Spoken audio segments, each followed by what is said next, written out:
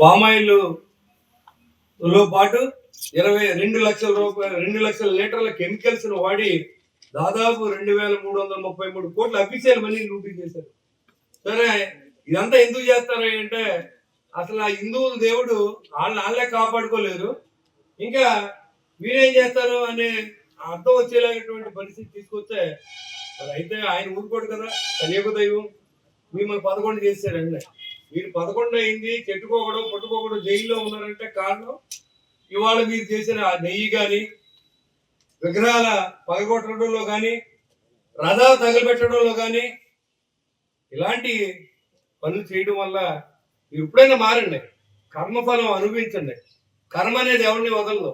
ఇదివరకు ఎప్పుడో ఇక్కడ డబ్బు చేస్తే పైకి తీసుకెళ్ళి అక్కడ యమలోకంలో నూనెలో వేపుతారండి, వరకు ఇక్కడే వేపేస్తారు, మిమ్మల్ని ఫ్రై చేసేస్తారు. కాబట్టి జరుగుతూ ఉంది, ఇంకా బుద్ధి రాలేదు మీకు. జరిగితే తప్పేంటి, లేదా దాంట్లో గొడ్డుకోవు కలవలేదు. ఎన్డీడీబీ సంస్థ ఇచ్చింది, దీంట్లో గొడ్డుకోవు కలిసిందని. ఇవాళ సిట్ ఇచ్చింది, అసలు పాలు లేకుండా నెయ్యాలి ఇచ్చాను మీరు. ఇక్కడ రైతులు చాలా మంది అని ఎవరిని ఒకసారి లేచి చెప్పండి, పాలు లేకుండా నెయ్యి ఇవ్వగలమా, పెరుగు లేకుండా నెయ్యి ఇవ్వగలమా, అసలు పాడి లేకుండా డైరీ లేకుండా నెయ్యి ఇవ్వగలమా? ఈ బోలోబాబా సంస్థకే రూట్ క్లియర్ చేసి అలాంటి 2-3 సంస్థలు తీసుకొచ్చి వాళ్ళకేమో రాసుబాట వేసి వాళ్ళ ద్వారా ఏళ్ళ డబ్బు సంపాదించి వెంకటేశ్వర డబ్బులు లూటీ చేసినటువంటి పరిస్థితిని గత ప్రభుత్వం చూశారు.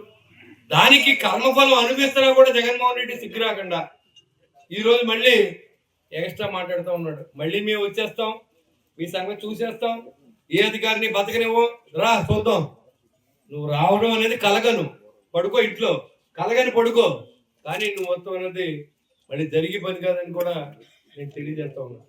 ప్రజలను భయపెట్టడానికి, అధికారులు భయపెట్టడానికి మీరు చూశారు కదా, 170 సీట్లు, వైజాగ్లో ప్రమాణ స్వీకారం, ఇవన్నీ మీరు విన్నారు కదా. అదే రకమైన ఉదాహరణ జరుగుతూ ఉన్నదని మీ అందరికీ తెలియజేస్తా ఉన్నా. ప్రజలకి మేము అండగా ఉంటాం, కూటమి అండగా ఉంటాం. అధికారులు ఎవరైతే నమ్మి ప్రజల కోసం పనిచేస్తారో వాళ్ళందరికీ మేము అండగా ఉంటాం.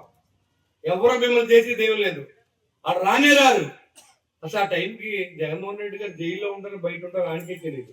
చట్టం ఆయనే రాసినట్టు ఎన్ని కేసులు ఉంటాయి ఇవాళ ఆయన మీద. ఆ కేసుల్లో ఏ జడ్జిమెంట్ వస్తుందో ఈయనే చెప్పేస్తున్నాడు, నేను మన పాదయాత్ర చేస్తాను, టైం షెడ్యూల్ ఇచ్చేస్తున్నాడు. అంటే కోర్టు అంటే లెక్కలేదు, ధర్మాసనం అంటే లెక్కలేదు, జ్యుడిషియల్ అంటే లెక్కలేదు.